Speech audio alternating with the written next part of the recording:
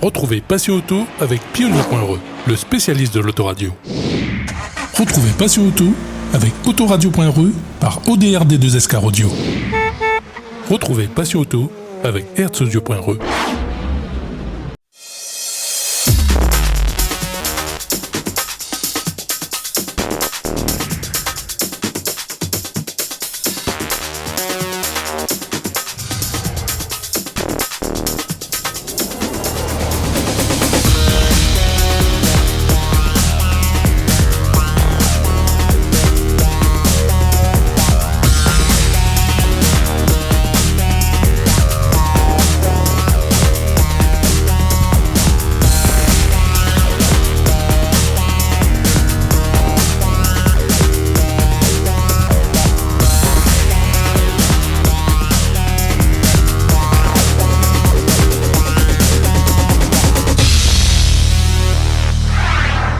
Bonjour à tous et bienvenue dans cette édition de Passion Auto. Aujourd'hui, direction la plaine des Cafres pour Tampon Longtemps sur le site de Mielvert.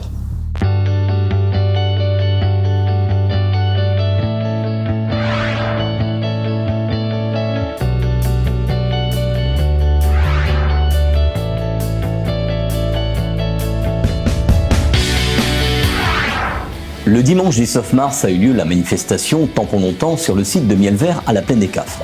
Retrouvons Sébastien qui a participé à l'organisation de cet événement avec la mairie du Tampon.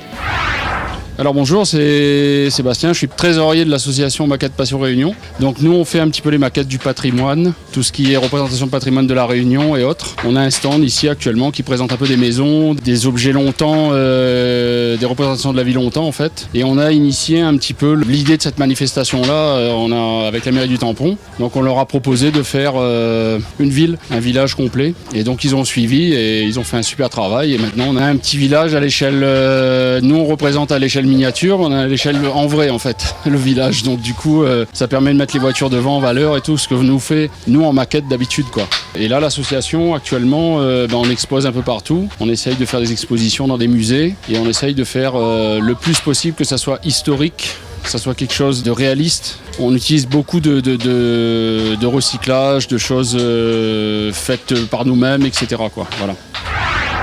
Sur la partie Expo Auto, Rallye Légende a répondu présent à l'invitation. Retrouvons Jeff pour parler de cette journée et aussi de l'avancée du projet pour la montée historique prévue pour le mois de juin.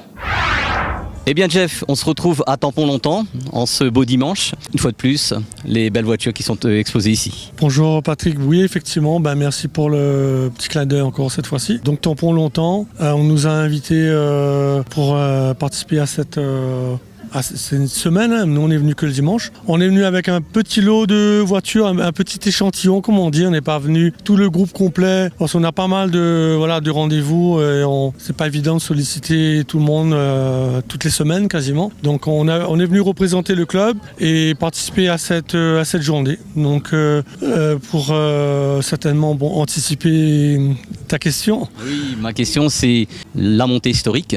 Saint-André, qu'est-ce qui s'est passé et où on va maintenant? Alors, montée historique, en fait, au niveau de la mairie de Saint-André, ils se sont rendus compte, suite à une réunion interservice, qu'il allait y avoir des travaux au niveau de cette rue, ou en partie qui allait impacter la course, et négativement, malheureusement. Et du coup, ils nous ont donné un avis défavorable, donc la mairie nous a donné un avis défavorable à la réalisation de cette montée. Bon, on a pu décaler le projet on est parti voir 2 communes et on est parti voir la mairie de Saint-Leu qui était très ouverte sur un événement comme ça. Et comme le timing était très serré et on a contacté la mairie de Trois-Bassins directement monsieur le maire, monsieur Posé, monsieur Daniel Posé, le maire de Trois-Bassins, qui a dit oui tout de suite. On a pu avoir un rendez-vous très rapidement avec lui et du coup on est en train de monter la 4e montée par nous historique. Donc c'est en bonne voie, comme je le dis toujours. Tout ne dépend pas de nous, bien sûr. Nous, on est là. J'espère pouvoir déposer le dossier avant le 25 mars. On doit le déposer 3 mois avant. Là, on a un déficit de participants parce que ce sont les participants qui payent la course. Maintenant, il faudra courir un peu derrière tout ce monde-là pour des véhicules immatriculés jusqu'au 31 décembre 96. Ouais. Et donc, on a aussi on est aussi à la recherche de partenaires. Donc voilà, il y a un côté financier qu'on ne peut pas écarter. On ne peut pas organiser ce genre de course sans médecin, sans dépanneuse, sans sécurité civile, sans ambulance, sans sécurité, sans signaleur, qu'on va devoir donner une rétribution. Hein. Tout ne se fait pas gratuitement. Un point important à bien gérer, et il ne faut pas y aller comme ça la fleur au fusil et se dire on va la faire. C'est en bonne voie.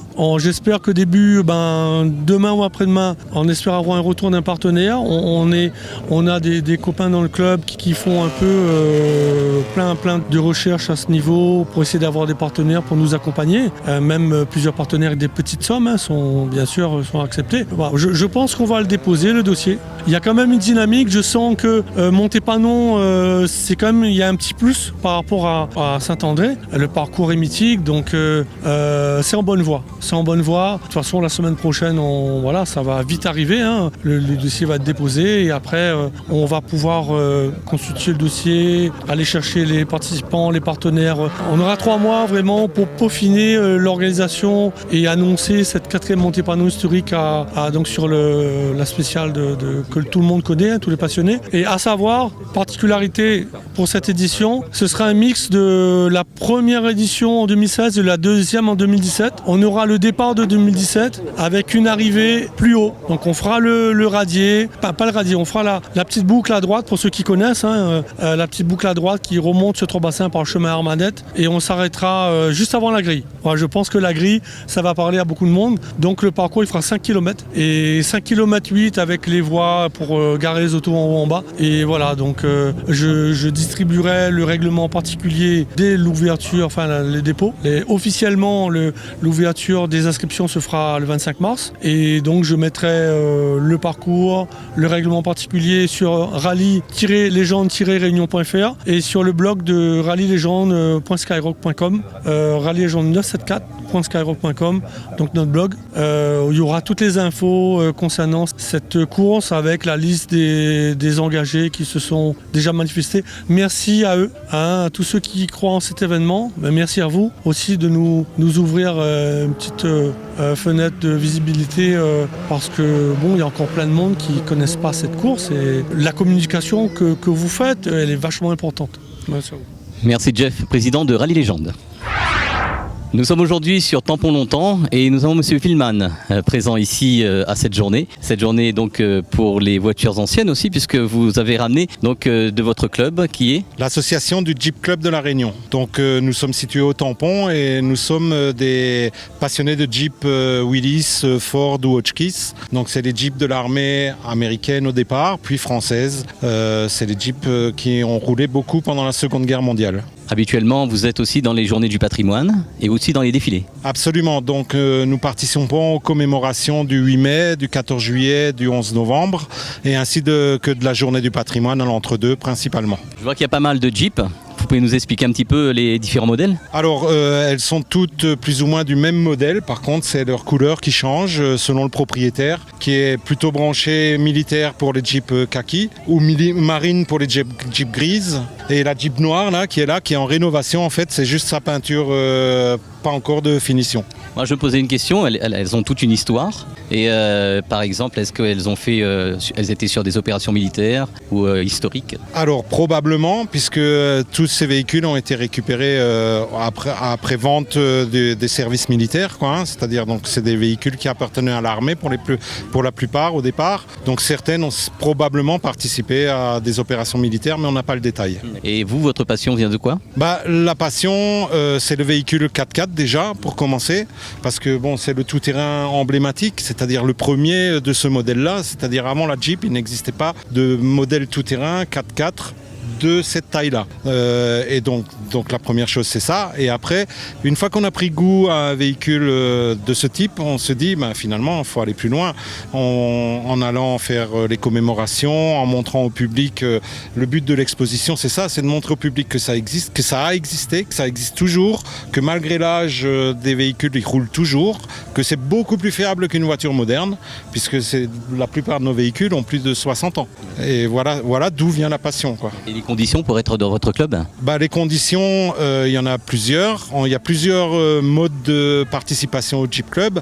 La première, c'est d'être possesseur et conducteur d'une Jeep de ce type-là. Ou alors, on peut devenir un membre sympathisant du Jeep Club en payant sa cotisation et en participant aux activités sans forcément avoir une Jeep. On peut participer aux activités du club en venant avec son propre véhicule et en faisant partie de l'association et à participer personnellement. Merci M. Villeman. Mais je vous en prie. Cette édition est à présent terminée. Dimanche prochain, direction le circuit Félix Guichard pour la course d'accélération de l'association Performance Car du 2 avril. On retrouvera aussi l'expo des voitures anciennes sur le front de mer de Saint-Pierre qui a eu lieu le 26 mars dernier. Bonne semaine à tous et à dimanche prochain sur Télécréole. Retrouvez Passion Auto avec Pionnier.re, le spécialiste de l'autoradio. Retrouvez Passion Auto avec Autoradio.re par ODRD2SK Radio. Retrouvez Passion Auto avec Hertzaudio.re.